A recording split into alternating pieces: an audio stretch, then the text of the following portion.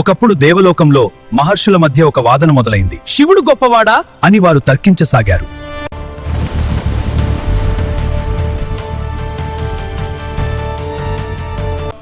ఈ స్తంభానికి అడుగును నేను కనుగొంటాను, దీనికి చివరను నేను చూస్తాను. ఓ విష్ణువు, భూమిని రక్షించుము. కాలం గడిచినా ఆ స్తంభానికి మొదలు లేదు, ముగింపు లేదు.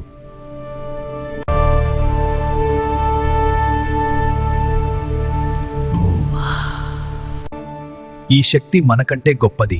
అహంకారం మనను అంధులను చేస్తుంది.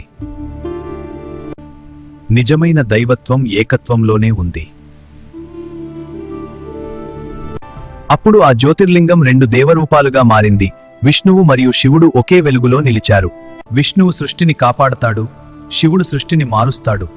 ఇద్దరూ ఒకే పరమాత్మ స్వరూపాలు. అహంకారం విడదీస్తుంది, భక్తి ఐక్యం చేస్తుంది. దైవత్వం పోటీలో కాదు, ఏకత్వంలో ఉంది.